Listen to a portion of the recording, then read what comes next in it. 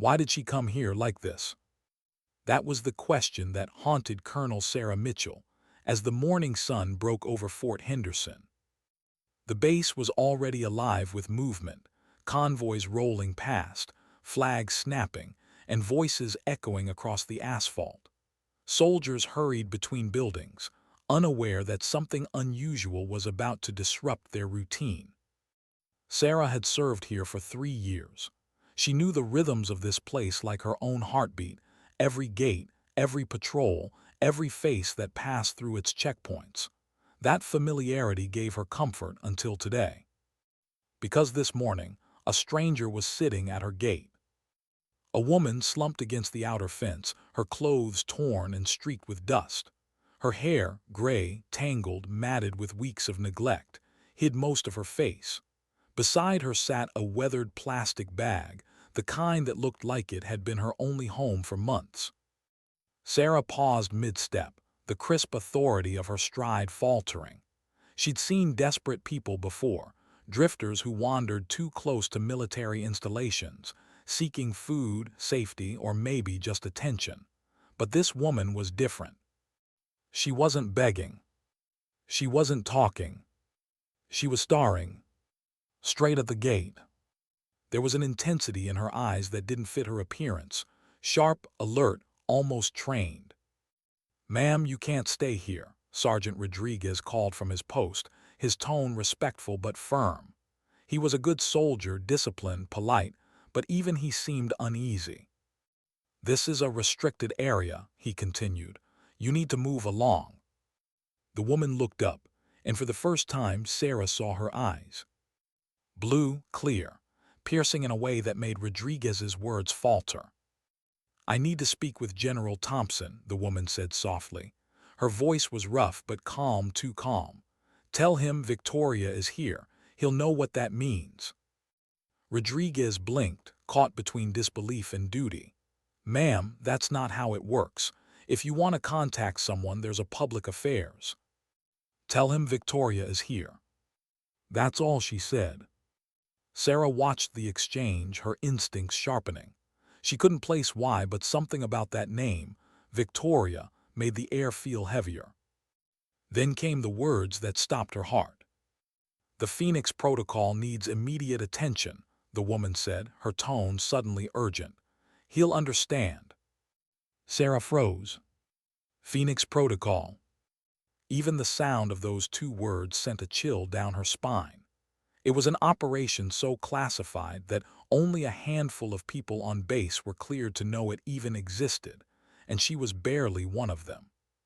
How could this stranger, this homeless woman, know about it? Sarah's steps quickened. "Sergeant, I'll take it from here," she called out. Rodriguez turned, visibly relieved. "Yes, ma'am, she's been making some strange claims." As Sarah approached, she took in every detail: torn sleeves, mud-caked boots, trembling fingers that didn't quite match the poise in her posture. The woman was filthy, exhausted, but not broken. Her back was straight, her gaze unwavering. "What's your name?" Sarah asked. The woman hesitated only a moment. "Victoria Chen," she said quietly. "I served under General Thompson. Operation Nightfall, Afghanistan, 2019. The name hit like a punch. Operation Nightfall. Sarah knew that name from redacted files and closed-door briefings. It was the kind of mission you didn't talk about, ever. Not unless you wanted half your career wiped from the record. And this woman had just said it aloud. Sarah's pulse pounded in her ears. She kept her voice steady. "Ma'am, I'm going to need you to come with me." Victoria didn't resist. "I understand, Colonel Mitchell, but time is running out. The information I have about Phoenix Protocol could save lives." Sarah's stomach twisted. The woman had just said her name, her full name, and she hadn't given it. "How do you know who I am?" Victoria looked at her, calm and steady. "Because I've done my homework. I know you graduated top of your class from West Point, 2 tour in Iraq before being stationed here. You have top-secret clearance, but not special access." She tilted her head slightly. And I know you're smart enough to realize a woman like me shouldn't know any of that. Sarah stared at her in silence. This wasn't madness, this was precision. And if she was right, then this woman was either a traitor or something much more complicated. Stand up, Sarah said carefully. Keep your hands where I can see them. Victoria rose slowly. The movement was fluid, controlled. No tremor, no hesitation. Even through the layers of dirt and exhaustion, Sarah could see it, military bearing. Whoever this woman was, she'd once worn the uniform. Sergeant Rodriguez, Sarah said firmly, I'm taking this individual to the security office. No one else is to be informed until I say otherwise. As they walked toward the inner gates, the air felt heavier, charged. Soldiers glanced curiously at the pair, one in crisp uniform, the other in rags. Victoria broke the silence. Thank you for listening. General Thompson is in danger, and so is everyone connected to Phoenix Protocol. I might be the only one left who can stop it. Sarah didn't answer. She couldn't. Her mind was already spiraling through possibilities, none of them good. Who was this woman? And how had she survived long enough to reach this gate? Inside the security building, the tone shifted. The walls were white, the air cold, the silence absolute. Cameras blinked red above the interrogation table. Sarah sat across from Victoria, studying her face under the harsh light. Beneath the grime and fatigue, there was a trace of something familiar: discipline, intelligence, pain. Before we begin, Sarah said, you should know this conversation is being recorded. Anything you say can be used. I understand, Victoria interrupted gently. But before you ask your questions, you need to contact General Thompson. Tell him Mockingbird has come home to roost. Sarah frowned. What does that mean? He'll know. I'm not contacting anyone until you tell me how you know about Phoenix Protocol. Victoria's eyes lifted, bright and unflinching. Because I helped design it. Sarah blinked, unsure if she'd heard correctly. I was the project's intelligence coordinator until 18 months ago, Victoria continued, when everything went wrong. Sarah leaned back, stunned. That's a serious claim. You'd need to provide proof. Victoria nodded slowly. Phoenix Protocol was created to identify foreign agents embedded inside our own government. It used false intelligence trails, data analytics, behavioral signatures. We tracked how leaks moved through channels to identify compromised personnel. Sarah's pulse quickened. The description matched what little she knew, details buried deep within classified archives. But something went wrong, Victoria said softly. Someone hijacked the operation. They used it to target loyal officers instead of traitors. They corrupted it. She looked down for a moment as if remembering something painful. 18 months ago, I found proof. The leaks weren't coming from foreign spies. They were being orchestrated from within. High-level officials, people selling secrets to the highest bidder, when I tried to report it. Her voice broke slightly. They arrested me, framed me for espionage. Sarah didn't speak. She just listened as the silence in the room deepened. They erased me, Victoria continued quietly. Revoked my clearance, altered my records, claimed I was unstable, froze my accounts.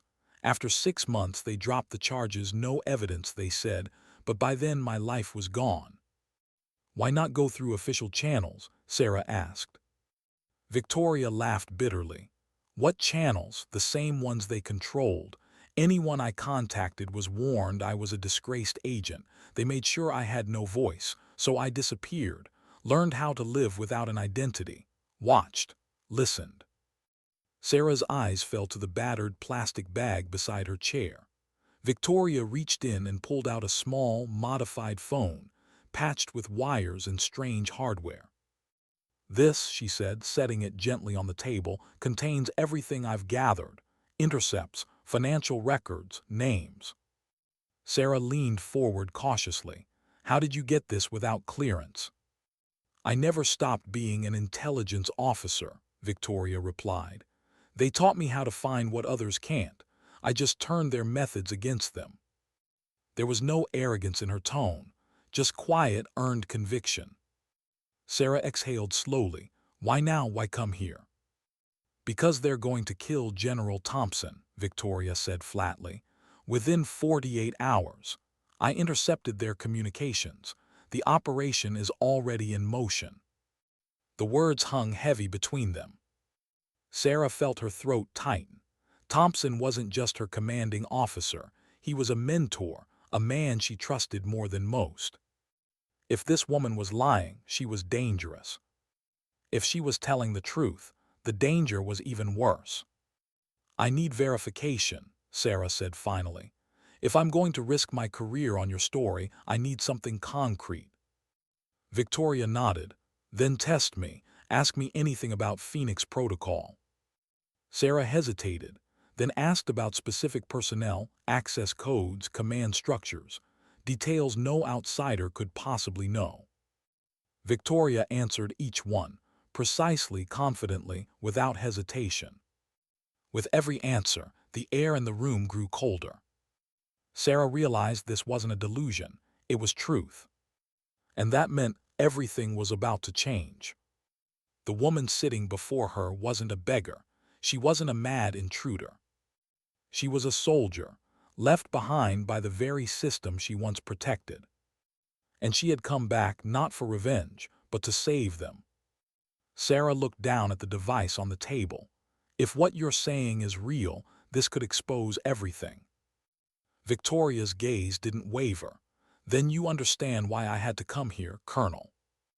Outside, the wind picked up, rattling the windows. Somewhere beyond the walls, the base loudspeakers carried the daily routine, drills, roll calls, orders. But inside that small, sterile room, the war had already begun. A war no one else could see yet. And the first shot had just been fired. What if she was telling the truth? That question refused to leave Colonel Sarah Mitchell's mind. It echoed in every second that followed. The sterile hum of the security room felt louder now, almost oppressive. The modified phone still sat between them, small, silent, and impossibly heavy with the weight of what it might contain. "I need to examine this," Sarah said finally. "You can look," Victoria replied, "but it doesn't leave my sight, not until I'm face to face with General Thompson." "That's not how procedure works," Sarah said carefully, though her voice lacked conviction. "I can't bring you to him based only on your word." Victoria studied her, calm but unyielding. "You think I don't know the risks? The last time I trusted someone inside the system, I lost everything. I won't make that mistake again." For a long moment, they just looked at each other, two women on opposite sides of an invisible line, one bound by regulation, the other bound by survival. Sarah leaned back in her chair, fingers steepled, weighing the impossible. If she was wrong, she'd be aiding a security breach. If she was right, a general could be dead within 2 days. "What kind of proof can you give me?" Victoria's answer came instantly. "Call Major Peterson, General Thompson's aide. Ask him if someone named Victoria Chen ever worked under the general on classified operations. Don't mention Phoenix Protocol, just ask that." Sarah hesitated. It was a small test, safe enough. She picked up the secure line and dialed Peterson's extension. "Major Peterson, this is Colonel Mitchell, Security Division," she began. "I need verification on a former intelligence officer, name's Victoria Chen. Can you confirm if she ever served under General Thompson?"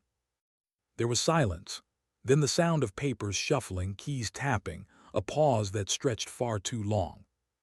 Finally, Peterson's voice returned, tighter, quieter. "Colonel, where exactly are you calling from?" "Security office," she said slowly. "Why?"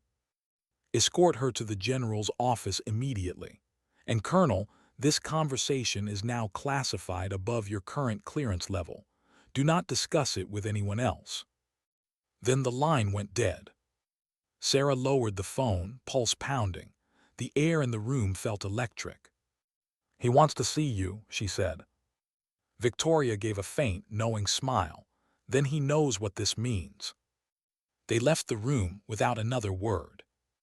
As they walked through the base's central corridor, soldiers moved aside instinctively, glancing curiously at the strange pair, one in crisp uniform, the other in rags. The sharp contrast between them drew attention, but neither looked away. Victoria's step had changed. The hesitance was gone. Her stride was measured, confident, as if muscle memory had awakened after a long sleep. She wasn't hiding anymore. Sarah noticed it, and in that quiet, unnerving realization, she understood something simple. This woman wasn't an intruder. She was coming home. Outside General Thompson's office, Major Peterson waited. His usual composure cracked for a split second when he saw her. "Agent Chen," he whispered, "we thought you were dead."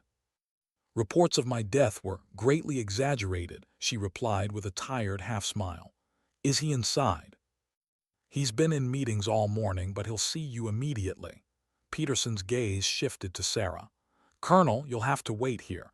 Clearance level Omega." Sarah nodded stiffly, understood. As the heavy door closed behind Victoria, the silence in the corridor deepened. Sarah paced. Minutes stretched, slow and heavy. She didn't know what was happening behind that door, but she could feel it. History was shifting in real time, and she was standing just outside the blast radius. Inside, General Robert Thompson looked up from a stack of classified reports. His silver hair caught the light as he rose from behind the desk, disbelief flooding his features. "Victoria," he breathed, "my God, you're alive." He came around the desk, stopping a few feet from her, unsure whether to shake her hand or pull her into an embrace. "I should be dead," she said simply, "but I had unfinished business." He gestured for her to sit. "We lost track of you after the charges were dropped. No one could find you." "That was the point," she said quietly. "They had to believe I'd vanished. That's the only reason I'm still here." Thompson's expression darkened. You're saying the Phoenix team was compromised." Victoria nodded. "And worse, the group that framed me, they're planning to eliminate you within 48 hours. Thompson's jaw tightened. "We suspected someone was after me. There's been unusual movement in the chain of command, pressure to shut down the protocol entirely." "They call it Operation Clean Slate," Victoria said, sliding her modified phone across the desk. "It's designed to look like an accident during your inspection tomorrow at the weapons testing facility." He glanced down at the device, eyes narrowing. "You're certain?" "I've been tracking their communications for months. They got careless. They think I'm gone, that the evidence died with me." Thompson picked up the phone, scanning the files. He recognized names, some he trusted, some he'd suspected. Every one of them connected in ways that made his stomach twist. "How deep does this go?" he asked. "Deeper than you think," Victoria replied. "This isn't about money, it's about control. They're manipulating defense operations for profit, selling classified information to foreign powers when it suits their interests. Phoenix got too close. You got too close." The general's eyes darkened with anger. "You're saying our own people are the leak." "I'm saying the enemy, been inside the house for years." Silence filled the room. Not the calm kind, the kind that feels like the air before a storm. After a long moment, Thompson spoke. "We'll need to act, but carefully, if they realize we know." "They'll kill us both," Victoria finished. "Which is why we have to make them believe their plan is working."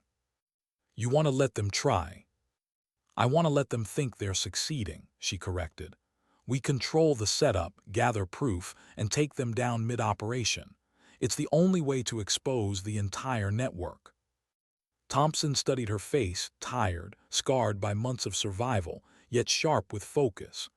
18 months living underground, and you come back with a plan like this.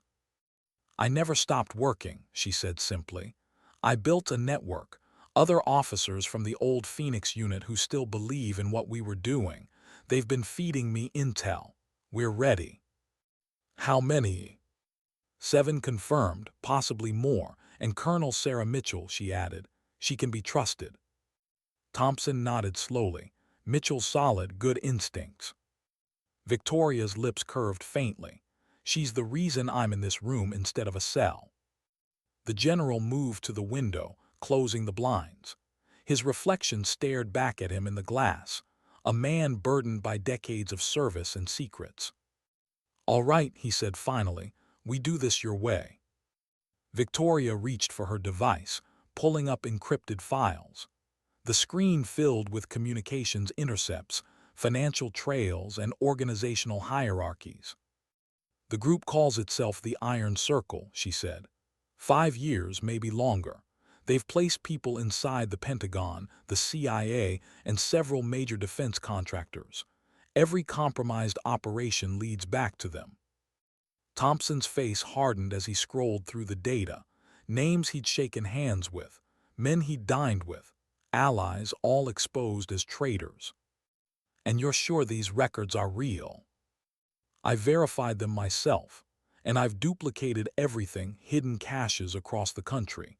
If something happens to me, the evidence survives." Thompson sank into his chair, exhaling slowly.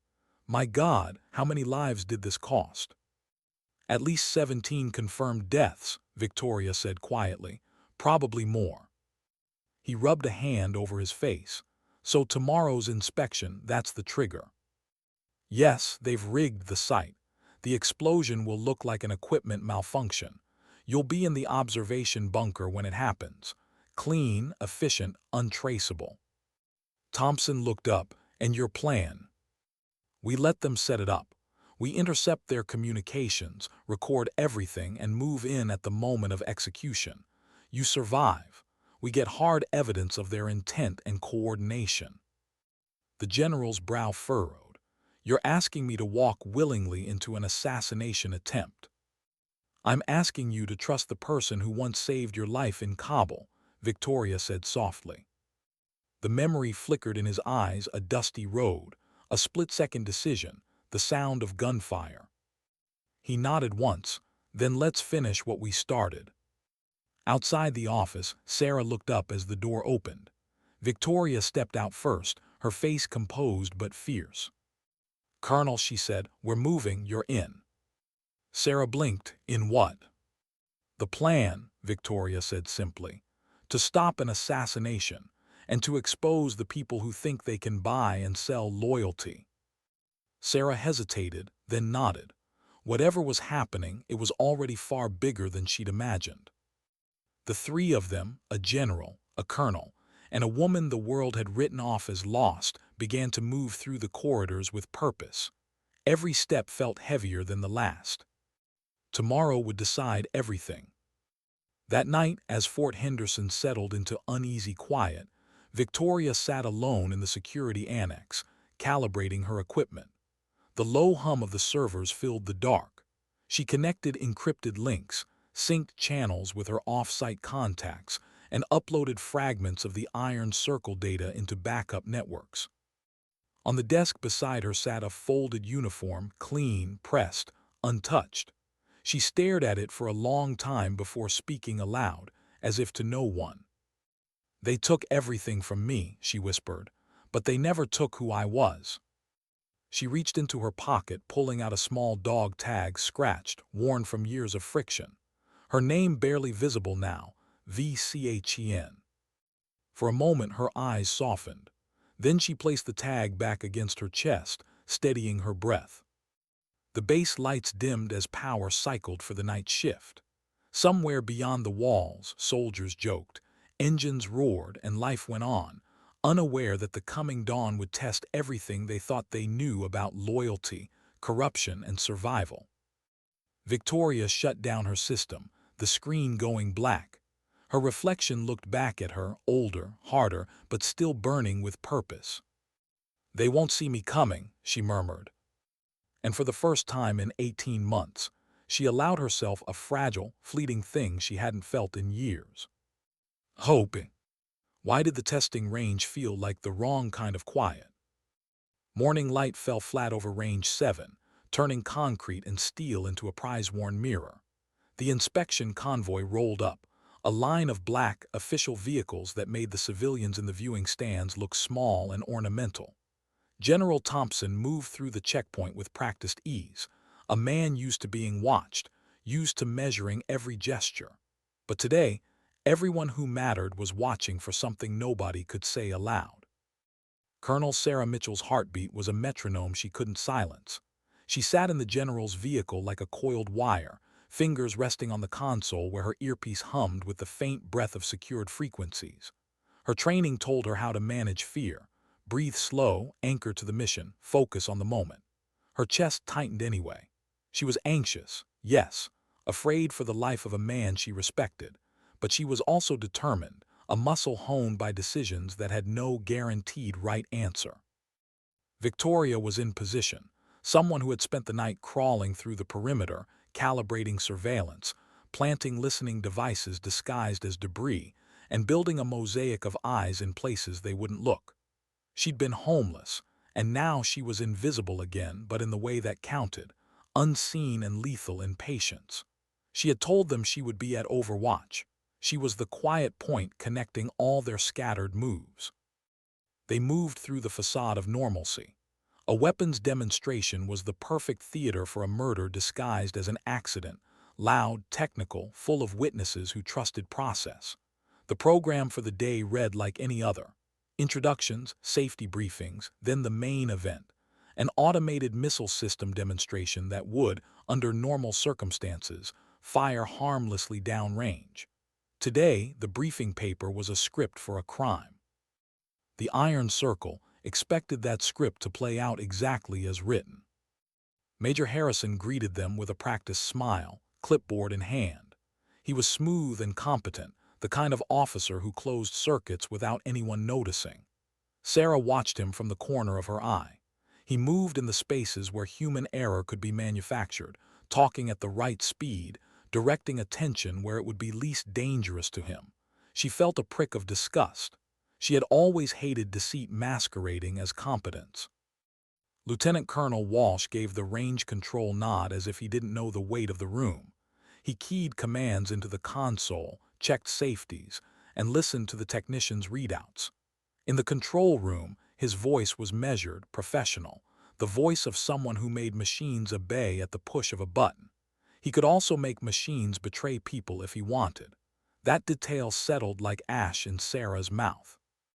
Victoria's voice came through the earpiece like a blade, visual on 4 hostile personnel, plus confirmed presence of the identified officers. She spoke without flourish, clear, economical.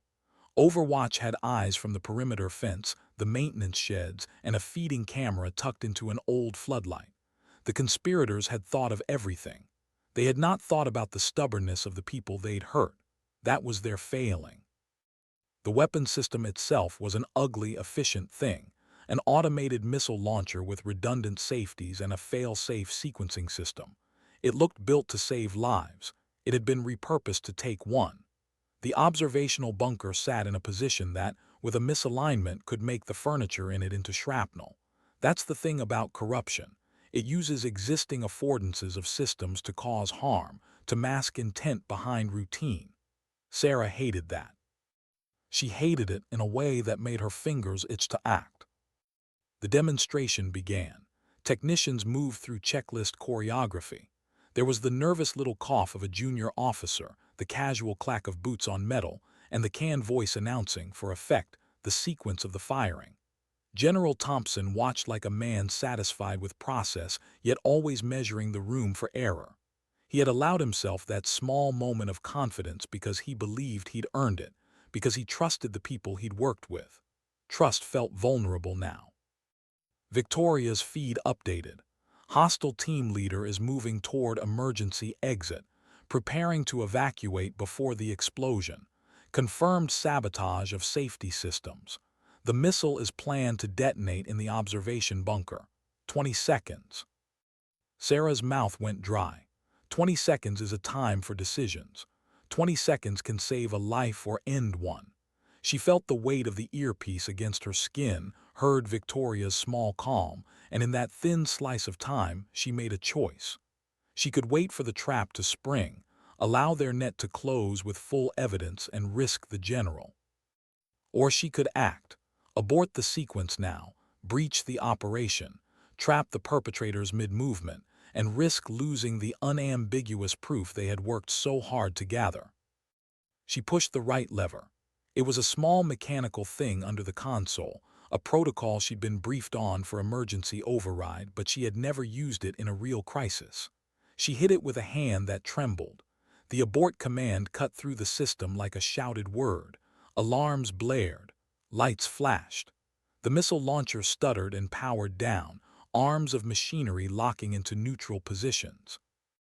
A voice, auto-generated, flat, announced an emergency abort and ordered personnel to stay in place for safety inspections. For a fraction of a second there was absolute silence, then chaos. The hostile team leader's plan unraveled.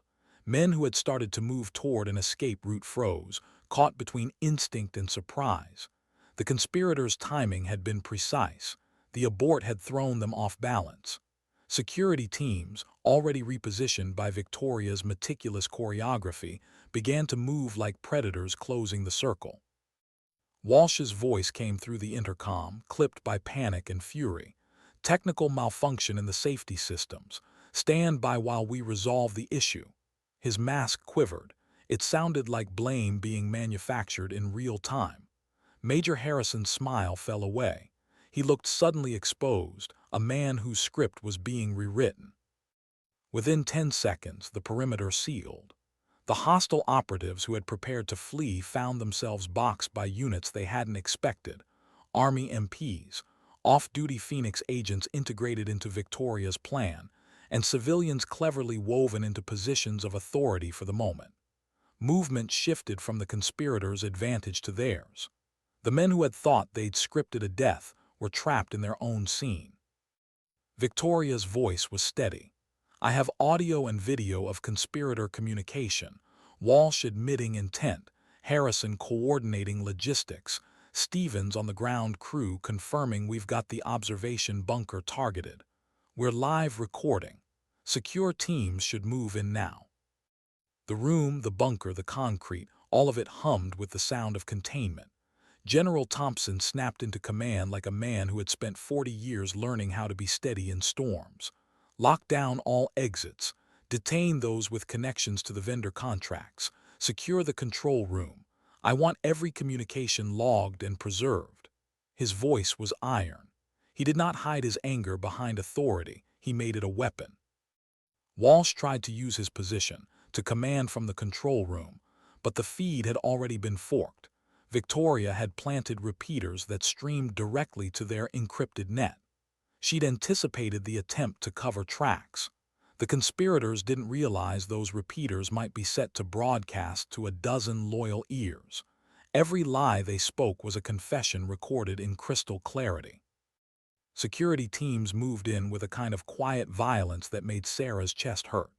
She watched as officers who had been friends minutes before were cuffed. Major Harrison, arrested on charges of conspiracy. Captain Stevens, taken from the logistics tent. Lieutenant Colonel Walsh, removed from the control chair and placed face down on the concrete. Each was processed with efficient, cold proceduralism. There was no sudden bloodshed, only the slow, inexorable law catching up to deceit. When Victoria approached General Thompson, she was no longer the shadow at the perimeter. She walked in like a woman who had always belonged in this room, placing the modified phone on his desk. "We have them," she said. "Entire operation recorded. Communications, financial records. They moved too early, too confident." Thompson did not smile. He exhaled an animal sound after a hunt. "Outstanding, and the rest. They are already being rounded up nationwide. Our contacts have initiated coordinated arrests. They were waiting for the signal." Victoria's voice was tired but full of a fierce, satisfied relief. She looked at Sarah then, and for the first time in months her face softened. "We couldn't have done this without you." Sarah felt something strange then, pride that tasted like ash. She thought about the decision she'd made, the mental calculation that had overridden the plan's original theater. She wondered whether the line she'd crossed, acting outside the perfect plan, would be forgiven because the outcome was right. The moral fog of such decisions often didn't clear even when the sky did. The arrests rolled out as if a hand had been turned across a chessboard. Phone calls were intercepted. Safe houses were breached. In other cities, agents knocked on doors in pre-dawn hours and found evidence hard to dispute. The Iron Circle's infrastructure, money laundering, shell corporations, back-channel payments to contractors, began to unravel as prosecutors and auditors prepared to read complex scripts of fraud aloud in courtrooms. But victory was not neat. The base smelled of coffee and adrenaline. Friends of the accused whispered in corners with faces drained of color. Families would wake to a new kind of morning where fathers and sons were cuffed in their kitchen. That is what justice looks like sometimes. Messy, painful, moral rot pulled into daylight. When the last handcuffs clicked, Victoria sank into a metal chair in the debrief room, body folding like someone who had been holding their breath for a very long time. She was exhausted, her face creased with months of survival made visible in the lines at the corners of her eyes. She rubbed her hands together like a person trying to warm them after being out in the cold too long. Sarah watched her and felt something like awe. A woman who had been intentionally erased had leveraged that erasure into the most potent weapon she could have. Anonymity turned into truth. General Thompson stood looking at the captured conspirators' photos, then at the feeds, then at the woman who had come back from nowhere. He had the look of a man who'd been betrayed and found the means to heal the wound. "We have audio, visual, and financial trails," he said finally. "This is enough to begin dismantling the network." Victoria's voice was quiet. "But it won't be clean. There are still pockets of corruption we haven't traced. We've hurt good men by association. We'll have to be surgical, methodical, and ruthless in the right places." Sarah nodded. It was a moral compromise, the kind complex wars require, balancing the imperative to stop harm against the inevitability of collateral consequences. She felt the tension as a physical thing. She was proud of the outcome, but also painfully aware of the cost. Later, when the evidence had been copied, logged, and distributed to trusted channels, Victoria walked the perimeter where she had spent weeks blending with the shadows. She stood at the fence and breathed the cold wind, the sun lowering toward evening. The homeless guise was shed like a skin, but the memory of it remained, an uncomfortable jewelry she wore beneath the uniform. Sarah approached, and for once she didn't wear the stiffness of rank. "You did what you had to," she said simply. "You were brilliant." Victoria's mouth tilted. "I tried not to die alone." Her words were small, but they carried a truth heavier than commendations. Sometimes we think being forgotten is protection, but sometimes being forgotten is punishment. They stood there, two officers in a field of dust and noise, listening to the bass resume its normal rhythms, the laugh of a mechanic, the distant bark of an order, things that would happen again whether justice held or not. The day had been won, but the war continued. The Iron Circle was wounded, entire tendrils remained. Investigations would proceed, prosecutions would try cases, and reforms would be argued over polished Senate tables. It was the long tale of accountability, tedious, necessary, and never complete. Victoria closed her eyes and let the moment pass through her like a current. She had been erased, humiliated, hunted. She had returned as a ghost and become evidence itself. The generals had finally realized her true identity. The rest of the country would learn soon. For now, as shadows lengthened across Range 7, Sarah allowed herself one honest thought. Sometimes courage isn't loud. It's the quiet decision to pull the emergency lever, to interrupt a script written by men who thought themselves safe. Sometimes courage is a single, imperfect action that saves people who don't even know they needed saving. The cameras would have captured faces, voices, and names. The courts would sort guilt and innocence. But for these two women in that exhausted twilight, there was a smaller truth, something about dignity and duty that didn't require applause. It simply acted. Why did silence feel heavier in the Pentagon than in the field? 3 days had passed since the arrests at Fort Henderson, and the world outside still didn't know what had happened. On the surface, it was just another day in Washington, cars gliding past marble buildings, flags hanging still in the heat, security checkpoints yawning open for authorized IDs. But inside the Pentagon's deep corridors, something had shifted. People whispered more carefully. Phones were monitored twice as often. The air itself felt as though it were listening. Victoria Chen sat in a high-level conference room, back straight, hands still. For the first time in 18 months, she was in uniform again, freshly pressed, insignia restored, her nameplate glinting under the cold fluorescent lights. The sight of it almost startled her. For months, her only identity had been a ghost with no clearance, no home, no past. Now she wore her old rank again, though it felt more like armor than pride. Around the table sat faces of consequence: Deputy Attorney General Rebecca Martinez, FBI Director James Walsh, General Robert Thompson, and half a dozen intelligence and defense officials who looked like they hadn't slept since the Range 7 operation. Files were stacked thick between them, each one stamped top secret, EYES only. Deputy Martinez spoke first. Her tone was crisp, but not cold. Agent Chen, your intelligence has led to the largest counterintelligence operation in recent history. 43 individuals arrested. Senior Pentagon officials, CIA liaisons, and multiple defense contractor executives are now in federal custody. Her words hung in the air. Victoria didn't smile. She'd been running on adrenaline and purpose for so long that the idea of success didn't quite register. The arrests are just the beginning, she said quietly. The Iron Circle wasn't a single organization, it was a template. Their model is being used across other sectors. If we don't trace it, it'll grow back under a different name. Director Walsh leaned forward, eyes sharp behind rimless glasses. Our forensic teams have already traced $2 billion in fraudulent contracts tied to their shell companies. But there's something else: foreign links. China, Russia, Iran, North Korea, all of them buying information through intermediary contractors. General Thompson's expression hardened, which means the breach was far more dangerous than financial corruption.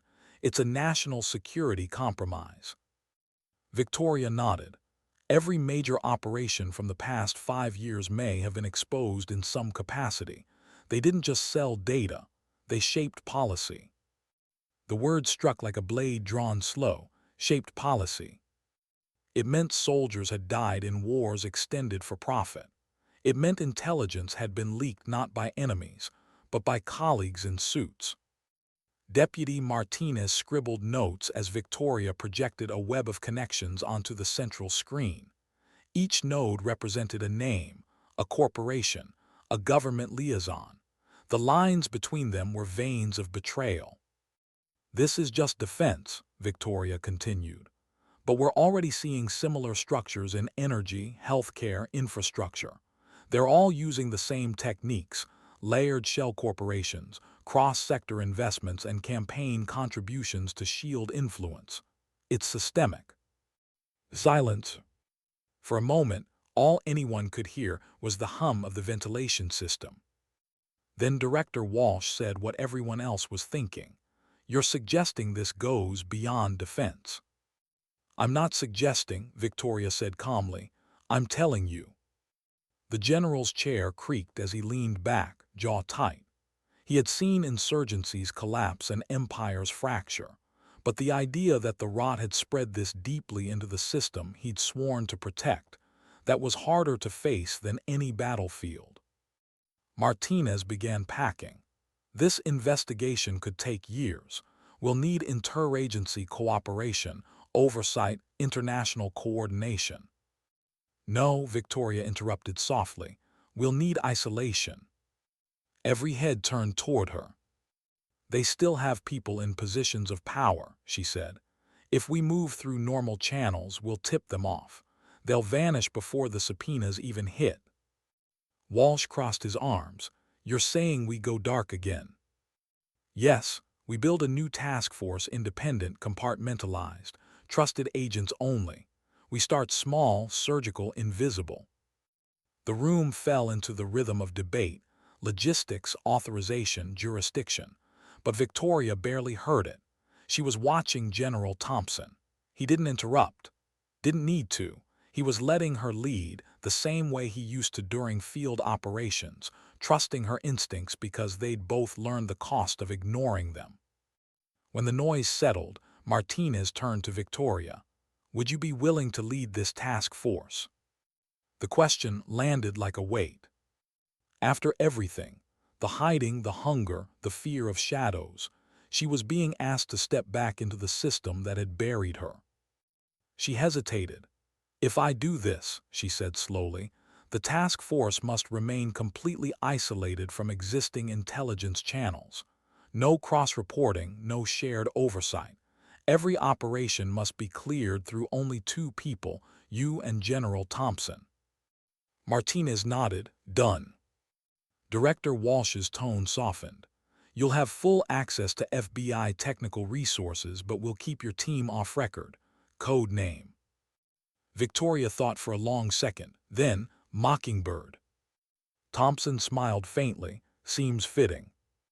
For the first time since the base, Victoria exhaled.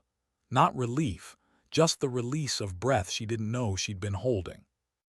They moved through procedural details, jurisdictional layers, secure networks, encrypted reporting. But beneath the bureaucracy, something more human pulsed: belief. The kind that had to be earned the hard way. When the meeting adjourned, the others filtered out slowly. General Thompson lingered, waiting until the door sealed behind the last official. Victoria, he said quietly, I never stopped believing you were innocent. She met his eyes. I know, that's why you were the target. He smiled at that sadly but with pride. The phoenix always rises, doesn't it?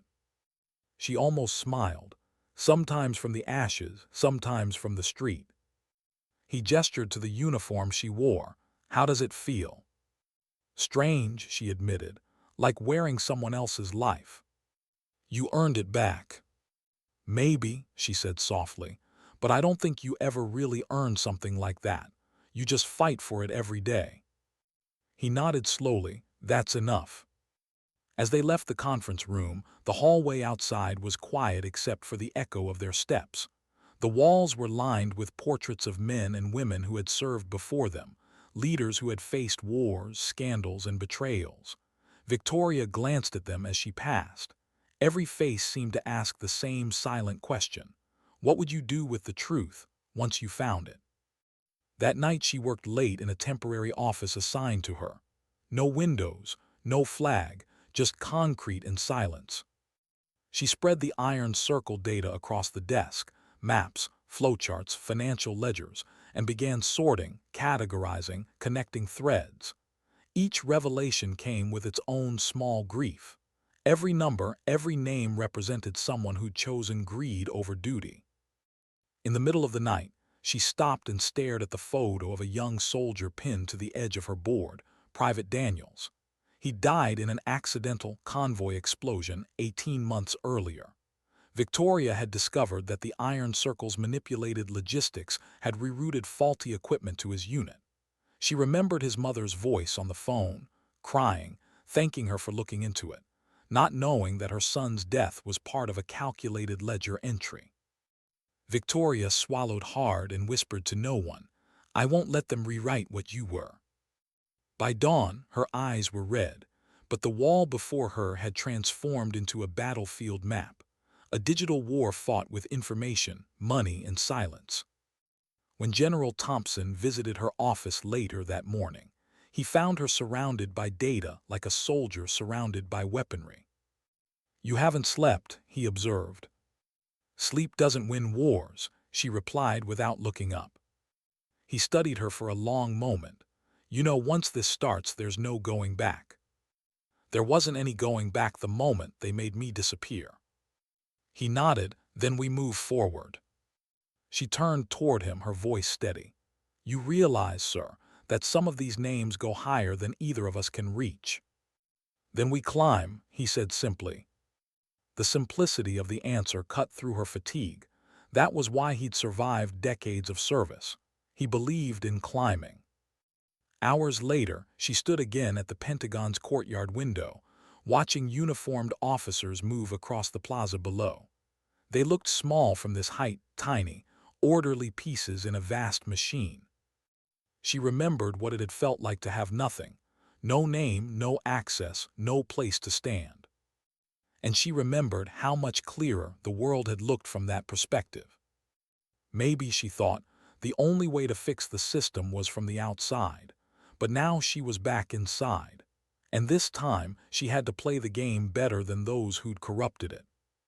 As evening light filtered through the glass, Victoria whispered to her own reflection, "They built this world on lies.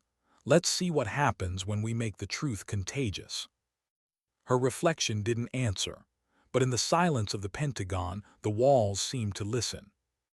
And somewhere, buried deep in classified networks and encrypted servers, a new name flickered online for the first time: Mockingbird Task Force. Invisible, untouchable. Led by a woman the world had once erased. Under the hum of Washington's night, truth started moving like an underground current. The Mockingbird Task Force existed only in whispers, no official logo, no listed office, no traceable funding trail. A handful of people knew its purpose, fewer still knew its leader. Victoria Chen had built it that way. After years of living without a name, she trusted anonymity more than walls and badges. The first operation started small. A defense subcontractor in Virginia that had quietly funneled money to a fake logistics company. The shell traced back to a health tech consortium in Chicago, which in turn connected to an energy brokerage out of Dubai. Each connection looked legitimate until you zoomed out and saw the pattern, money looping like wire around the same small group of hands. From a windowless room filled with low monitors, Victoria briefed her team. There were 9 of them now: analysts, cyber specialists, 2 field investigators, a financial lawyer who still carried his army coin in his pocket. No uniforms, just people who had seen what corruption did when it wore medals. "Every link we follow leads to 3 more," she said, her voice low. "So we don't chase all of them, we choose the ones that bleed fastest." She tapped a name on the screen: Derek Holden, Deputy Director, Defense Procurement. A polished bureaucrat, the kind who smiled for cameras. "He's clean on paper," Victoria continued. But his wife's consultancy received contracts worth $18 million over 2 years, all routed through middle companies tied to the Iron Circle network. One of the analysts whistled softly. "That's not negligence, that's architecture." "Exactly," she said, "and it's time we start pulling bricks out of their foundation." By day, the Capitol looked calm. By night, Victoria and her small team dug through data like miners who knew the shaft could collapse any minute. She barely left the operations room. Coffee cups accumulated. Her shoulders stiffened from hours of tension. Colonel Sarah Mitchell stopped by one evening, dropping a paper bag on Victoria's desk. "You can't live on caffeine and vengeance," she said. Victoria managed a small smile. "That's generous. I thought vengeance was keeping me alive." Sarah sat opposite her, watching the lines in her friend's face. "You're carrying this like a war. It's an investigation." Victoria looked at her. "War hides in different uniforms, Sarah. This one just wears suits." Sarah nodded slowly. She understood the exhaustion that came from fighting systems instead of people. The moral calculus didn't get easier, it just got quieter. Before she left, she said, "Thompson's worried. You haven't slept in 2 days." "I'll sleep when we find the top." "Be careful you don't mistake altitude for victory," Sarah murmured, and then she was gone. A week later, Victoria watched a feed of Holden's office from a camera disguised as a smoke detector. He sat at his desk, talking on a secure phone about shipment invoices, except the invoices were fake. Her technician captured the line, decrypted it, and overlaid text in real time. The call wasn't about equipment. It was about payoffs. "Transfer cleared," Holden said. "The Dubai account will cover the remaining contract. I want the paperwork scrubbed by Thursday." Victoria whispered, "Got you." The evidence was small, a sentence, a timestamp, a bank log, but that's how corruption collapsed, one documented truth at a time. They cross-verified, filed the proof through Martinez, and by the following morning the FBI had Holden in custody. News outlets reported it as a routine embezzlement case. Nobody mentioned Mockingbird. Nobody mentioned Victoria. And that was exactly how she wanted it. But the arrests had consequences. Every time a corrupt official fell, 3 more started covering their tracks. One leaked classified memos about a rogue intelligence cell. Another spread rumors that someone inside the Pentagon was conducting unsanctioned operations. The circle was tightening again. It was near midnight when Victoria's secure line buzzed. She answered without hesitation. "Chen," said a distorted voice. It was one of her outside contacts, an old Phoenix analyst who'd gone dark years earlier. "You've got a breach. Someone in finance division just accessed your classified project name." Her spine went rigid. "Mockingbird." "Yes, they're tracing your personnel IDs. You've got maybe 12 hours before someone higher up demands to know who authorized you." Victoria closed her eyes for a beat. "Then we move faster." She hung up and called Thompson directly. He answered on the second ring. "Sir, they're coming for us again," she said. "Finance is digging." His tone was calm but grim. "We knew this day would come. What do you need?" "Clearance to expand operations. If we can expose another major figure before they move, they'll lose the narrative." "You've got it," he said. "Just don't let them find you before you find them." The line went silent. By dawn, her team was running 2 parallel operations, one to erase Mockingbird's digital fingerprints, another to follow a sudden transfer of defense funds to a pharmaceutical conglomerate in New York. The numbers didn't fit any known project. Victoria stared at the spreadsheet, tracing the routing code. It led to an account under a false identity she recognized. She felt the breath catch in her chest. It was the same pattern that had destroyed her life 18 months ago. Her voice trembled as she spoke to her team. "They're laundering money through the same structure that framed me. They never dismantled it, they repurposed it." A young analyst asked, "So who's behind it now?" Victoria looked up at the glowing screen. The name made her stomach turn. "Senator Howard Lang," she whispered. "He was on the oversight committee that cleared my arrest." The room went dead quiet. Sarah, who just walked in, said softly, "If that's true, then the conspiracy reached Congress." Victoria nodded. "And this time they won't just erase an agent. They'll rewrite the whole investigation." Her decision came fast, instinctive. "We go public, but not through press or government. We leak the financial data anonymously. Let the system eat itself trying to verify it." It was dangerous, borderline insubordination, but she'd learned that truth sometimes needed a little chaos to survive. Her team hesitated, but no one argued. They trusted her the way soldiers trust the person carrying the map. By afternoon, a sanitized version of the data appeared on international watchdog networks. Within hours, financial journalists were dissecting irregularities between defense budgets and private investments. By evening, the story had a life of its own. That night, Victoria stood alone on the roof of the building where Mockingbird operated.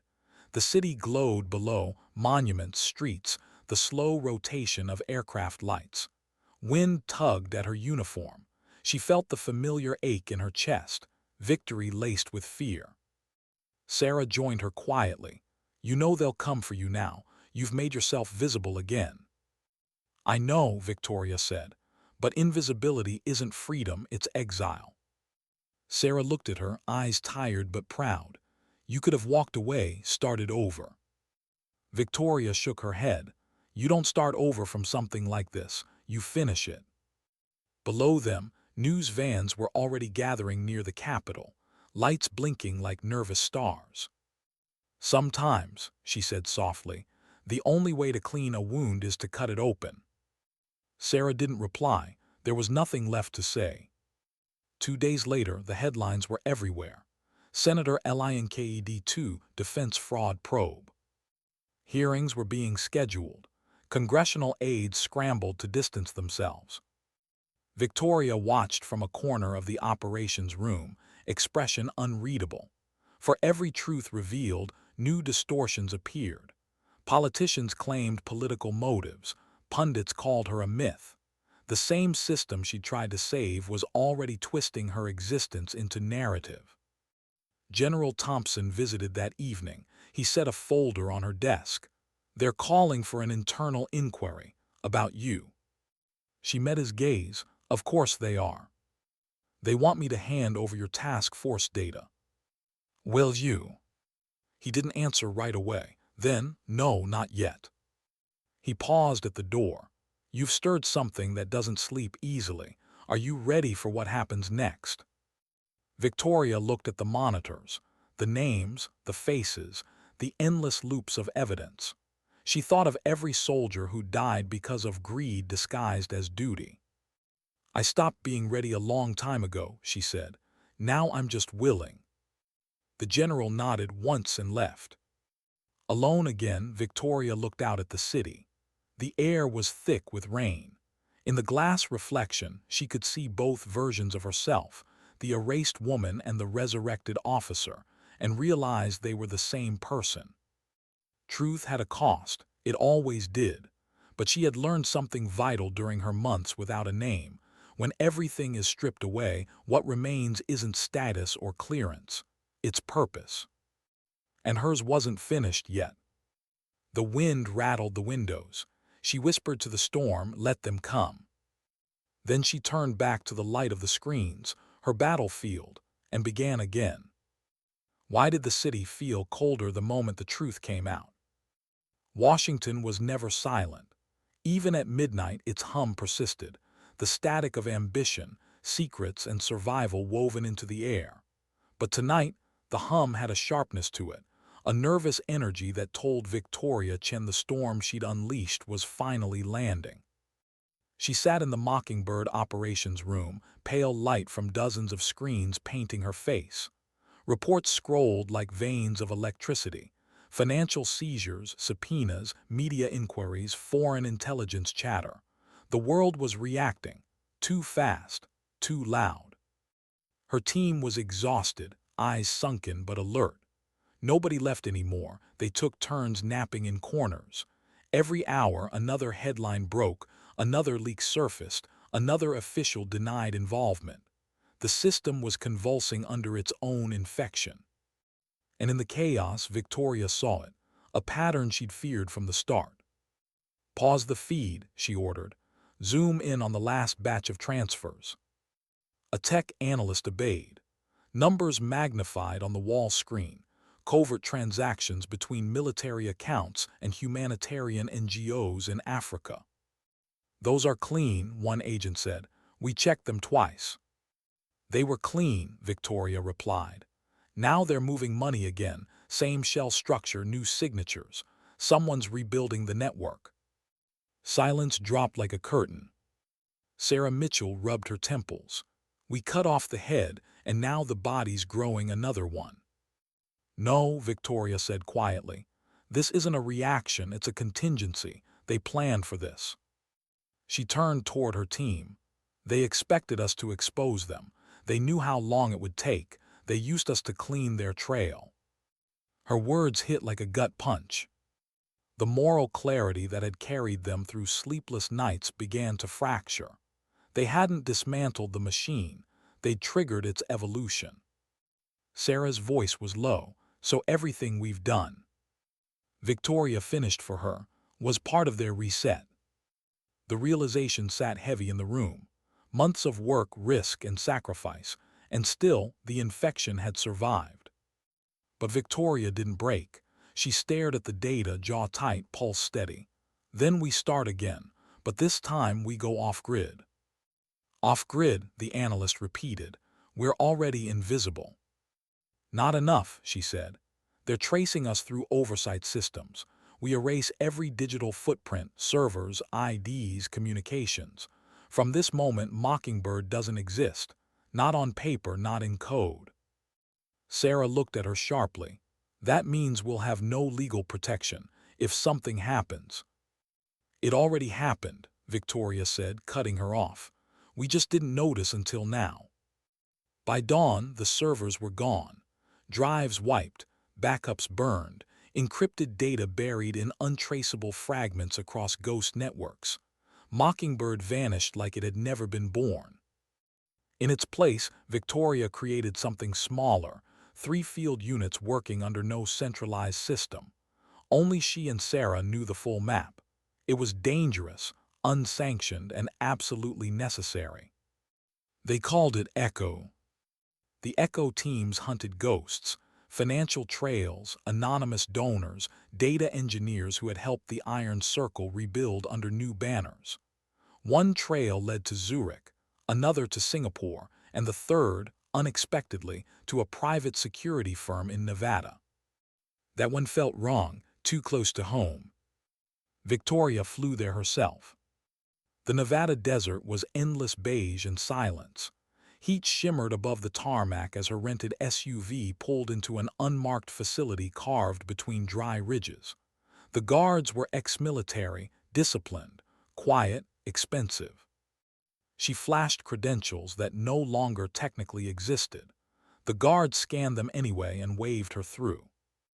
Inside, the air smelled like steel and money. Rows of drones lined a hangar, half-built prototypes with insignias of multiple countries: American, British, Israeli. It didn't make sense. No private firm had clearance for that kind of tech. A voice broke the stillness behind her. Agent Chen, or should I say Director Chen now? She turned. Senator Howard Lang stood by the hangar entrance, flanked by 2 aides. His smile was soft, practiced, the kind that had graced campaign posters. "Impressive work you've done," he said.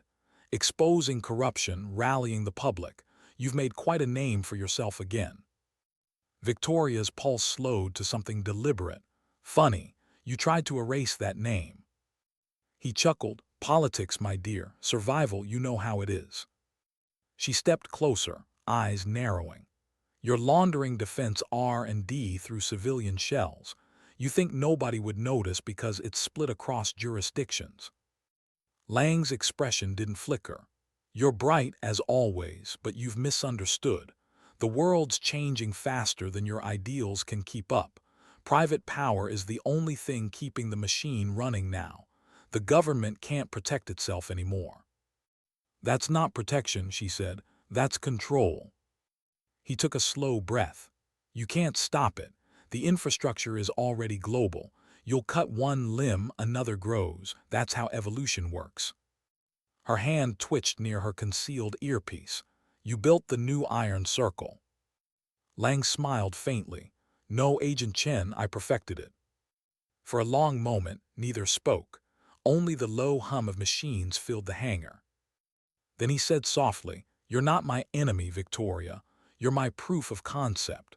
The system needed someone incorruptible, someone desperate enough to act outside the law. You did exactly what we needed. You cleaned house publicly. You made faith in the system possible again. And while the world celebrated its false victory, we rebuilt beneath it." It was a confession disguised as flattery. Victoria stared at him, realization burning like acid. "You used me." He nodded. "And you were magnificent." Her hand moved before she even thought.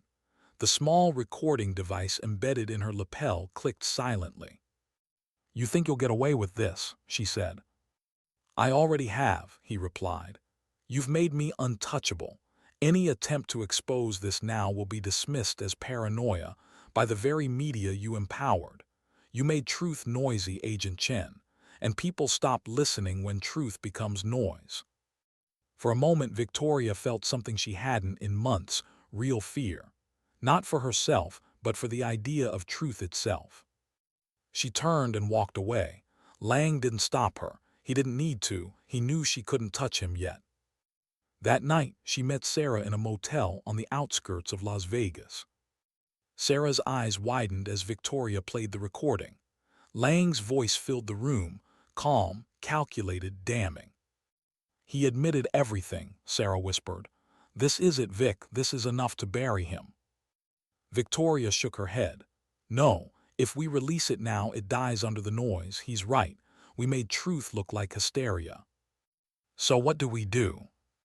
"We wait," Victoria said softly, "and we build something stronger." Sarah frowned. "You mean Mockingbird?" "No," Victoria said. "Mockingbird fought corruption. Echo fights belief. We need to make people want truth again. Until then, no one listens." Sarah leaned back, exhausted. "You think people will care after all this?" Victoria looked out the window at the desert lights. "They will, because lies don't collapse quietly. They echo." 2 weeks later, the Echo teams dismantled the Nevada facility under the radar. Equipment was seized, data scrubbed. The company was liquidated overnight. No headlines, no arrests, just erasure, clean, surgical. But the senator remained, publicly untouchable, politically thriving. The machine continued. Victoria's face returned to anonymity. No official story mentioned her. No one would thank her, and that was fine. She learned the price of being seen. Late one night, sitting alone in a rented apartment overlooking the Potomac, she finally let herself feel it, everything. The fatigue, the grief, the small, brittle pride. She whispered to the empty room, "They built a world out of shadows, but shadows only exist because of light." Outside, the city lights shimmered against the water like tiny fires. For the first time in months, she smiled, not because she'd won, but because she still had the will to fight. When Sarah visited a few days later, she found her old friend sitting by the window, laptop open, typing something quiet and deliberate. "What are you writing?" Sarah asked. Victoria turned the screen. It was a draft letter, unsigned, unaddressed. It read, "To whoever finds this, truth isn't fragile, it's patient. When it's buried, it waits, and when it rises, it burns. If you're reading this, don't look for me. Look for what I left behind." Sarah read it twice before whispering, "You're not thinking of disappearing again." Victoria smiled faintly. Not disappearing, just letting the echo carry. She closed the laptop, stood, and looked at her reflection in the glass. Steady, scarred, unbroken. "Sometimes," she said softly, "victory doesn't look like winning. It looks like surviving long enough to outlive the lie." Sarah said nothing. She didn't need to. The air between them held something sacred, respect, loss, and a quiet kind of love only shared by those who have walked through the same moral fire. Outside, the city's hum returned, soft and endless. And somewhere, buried deep in encrypted archives and whispered channels, the Echo network flickered to life again, faceless, wordless, but alive. Because truth, no matter how wounded, always finds its voice. And sometimes, dignity doesn't speak. It simply acts. Why do legends always begin with silence? 2 months had passed since Victoria Chen vanished. No press releases, no farewell, no trace. She'd simply disappeared, leaving behind encrypted data trails and a whisper of something called Echo. Washington moved on, or tried to. The headlines had grown tired of her story. The world had shifted to new scandals, new wars, new promises of reform that sounded eerily like the old ones. But beneath the static, something had changed. A current had formed, subtle, invisible, and alive. Echo had started moving. It began with a leak. Not a headline this time, but a single unmarked email sent to an investigative journalist in Berlin. Attached were flight manifests connecting private weapons contractors to humanitarian convoys. Then came a data drop in Singapore, linking a pharmaceutical firm's offshore accounts to illegal testing projects. Within weeks, the pattern was undeniable. Every continent had its own spark of revelation. And no one could find the source. Governments blamed hackers, corporations blamed whistleblowers, conspiracy forums blamed ghosts. Sarah Mitchell, meanwhile, sat in a secure conference room deep inside the Pentagon, watching it all unfold on a world map glowing with red pulses, each representing a new data breach, a new truth revealed. She'd been promoted now, a quiet acknowledgement of the part she'd played. But the new office, the commendations, they didn't matter. She missed her friend. "Still nothing?" she asked. General Thompson stood beside her, his eyes hard but not unkind. No sign, no comms, it's like she never existed. Sarah shook her head. No, she existed. The world's just starting to realize it. She pointed to the map. That's her, all of it. The coordination, the packing, she's directing this, somewhere out there. The general didn't argue. He'd seen enough in his life to know ghosts could wage wars if they were determined enough. Half a world away, in a small apartment in Prague, a woman with dark hair sat by a flickering monitor. The window behind her was covered with blackout curtains, the air filled with the hum of machinery. Victoria Chen looked thinner, quieter, but her eyes hadn't lost their clarity. On the screens before her, global feeds pulsed with coded signals. Each light represented a person, an echo operative, acting independently, anonymously, connected only through the architecture she'd built. She had designed the system to outlive her. No hierarchy, no commands, just triggers, a decentralized network of conscience. Her fingers moved over the keyboard with precision, sending one final packet into the web, a burst of data that would activate the next phase. The message was simple: release phase 3, truth without attribution. Once she hit send, it was irreversible. The next morning, the world woke to what journalists called the revelation cascade.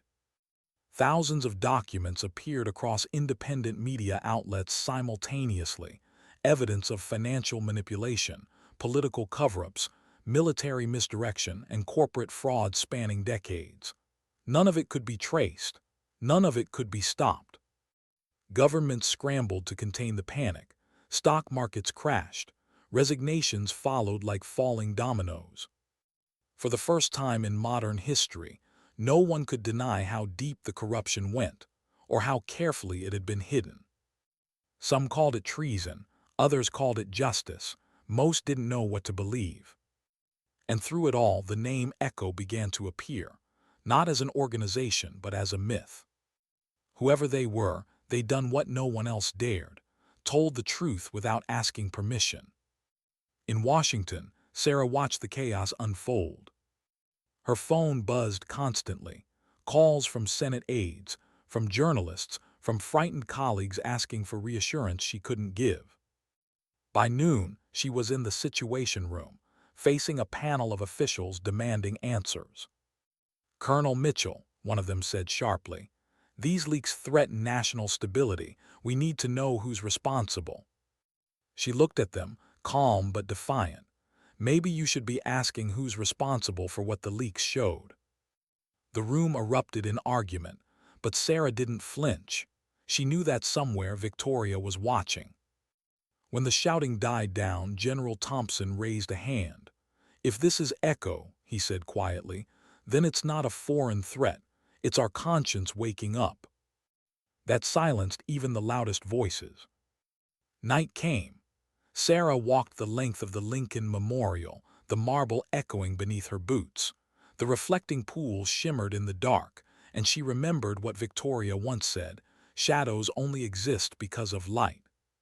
She sat on the steps, pulled her coat tighter, and let herself feel the weight of everything. That was when she noticed the phone on the bench beside her. Her heart stopped. It wasn't hers, but it was unlocked. The wallpaper was a black background with a single symbol, a small, stylized bird. Mockingbird. Her breath caught. The screen flashed once. A message appeared. You did well, but it's not over. Truth needs guardians, not heroes. Keep them honest, V. Sarah's hand trembled as she stared at the screen. Then the phone powered down on its own, data wiped clean. She sat there a long time, the message glowing in her mind like a candle refusing to go out.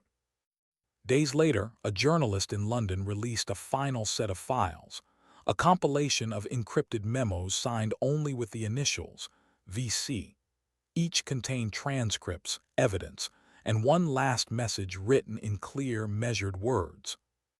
You can silence a voice, you can bury a name, but you cannot kill an idea born from shame and courage intertwined.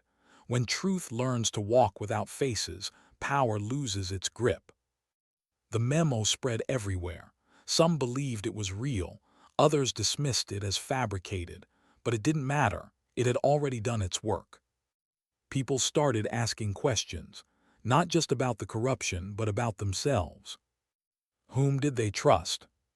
What did silence cost them? In classrooms, protests, boardrooms, and bases around the world, quiet conversations began. The kind that don't make headlines, but move history. Months passed, governments rebuilt, economies stabilized, but something fundamental had shifted. Transparency became the new political currency. Whistleblower networks flourished. Oversight committees no longer operated in secret. And through every reform, every law, every small act of courage, a single word lingered in graffiti on city walls, in whispers on encrypted channels, in footnotes of leaked reports. Echo. No one knew who started it. No one needed to. Sarah eventually left active duty. She moved to the countryside, a small farmhouse by a river where she taught ethics and strategy at a local university. She kept no medals on her wall, just one photo. Two women, side by side at a training range years ago, both smiling in the harsh desert sun. Sometimes when the wind picked up, she imagined she could hear Victoria's voice, steady, low, unyielding. Truth isn't fragile, it's patient. She would close her eyes, take a deep breath and whisper, I know. Meanwhile, far from cities and headlines, a woman walked through a crowded market in Istanbul, her hair tucked under a scarf, her face half hidden in the sunlight. No one noticed her, no one recognized her. She bought bread, handed coins to a child begging at the corner, and smiled. The world didn't know her name anymore, but it was safer because she still remembered it. As she disappeared into the flow of the crowd, her phone buzzed with a secure notification. A single phrase glowed on the screen. Echo active. She turned it off and slipped it into her pocket. Sometimes silence was the loudest way to speak. Sometimes justice didn't need applause. And sometimes the most powerful thing a soldier could do was vanish, so that truth could live without a face.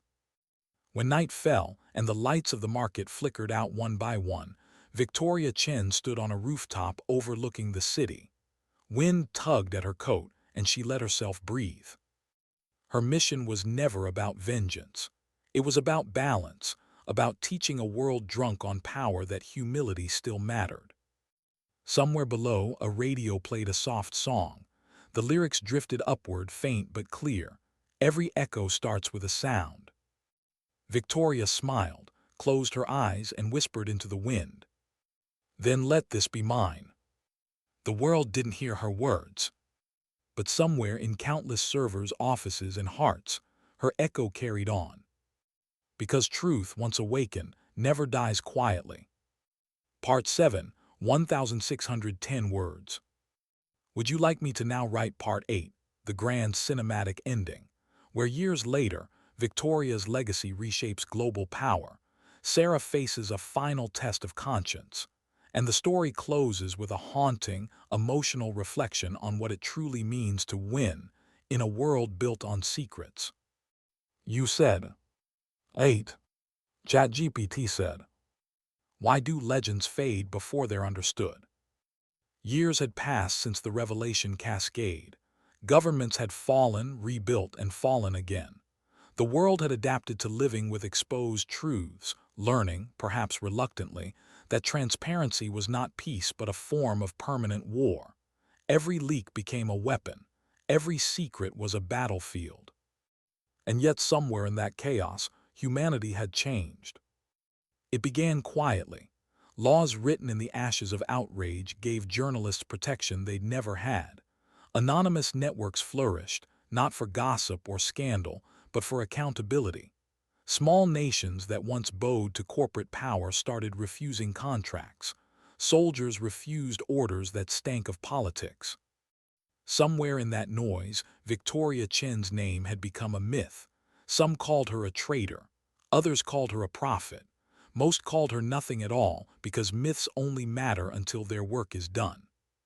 But for Sarah Mitchell, she had never been a myth. She'd been a friend. Sarah stood in a glass-walled building in Geneva, watching snow fall against the lake. The world outside was white and calm, an illusion of purity that the city's diplomats liked to believe in. Inside, however, another kind of storm brewed. She was older now. Lines traced years of service and sleepless nights. Her posture still carried military discipline, but her eyes had softened not from weakness, but from understanding. A young journalist had requested an interview about the early days of reform. She had declined the first 3 requests, but today felt different. The world was forgetting, and someone needed to remember. The young woman across from her adjusted a recorder.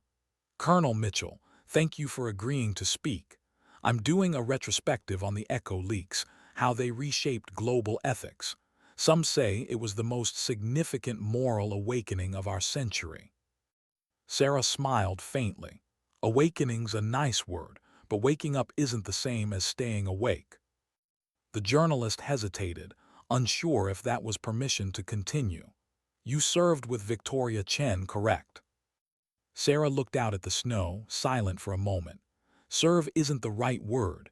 We survived together, that's closer to the truth." "Do you believe she's still alive?" Sarah didn't answer directly. "I believe the work she started isn't finished, and that's almost the same thing." That night Sarah returned to her apartment, a quiet place above a bookstore near the river. She made tea, opened her window, and let the cold air bite her face. The city was peaceful, but she couldn't stop thinking of Victoria. There were nights she swore she still saw her, in a crowd, in the reflection of a passing train, in the way strangers carried themselves with quiet purpose. Victoria had become something more than human. She'd become the shape of conscience itself, ordinary people acting when no one told them to. Her phone vibrated, an unmarked message. "You've kept your promise, now keep your distance. V." Sarah froze. She'd seen hoaxes before, hundreds of them, but this one was different. The encryption signature embedded in the metadata was unmistakable. Only one person had ever used that code. Victoria Chen was alive. Far away across the Aegean Sea, a cargo ship drifted through morning fog. On board, a woman in a gray coat moved between crewmen with the ease of someone used to being invisible. She checked a manifest, confirmed the coordinates, and nodded toward the captain. "Drop the package within the hour," she said softly. He hesitated. "Are you sure this will start a firestorm?" "That's the point," she replied. The ship's container held evidence of illegal arms trades between 3 nations that had publicly sworn disarmament. The proof would expose every treaty violation of the last decade. Victoria walked to the deck, staring at the horizon as dawn began to rise. "Truth isn't about peace," she murmured. "It's about accountability." The captain watched her with something between awe and fear. "And after this, what happens to you?"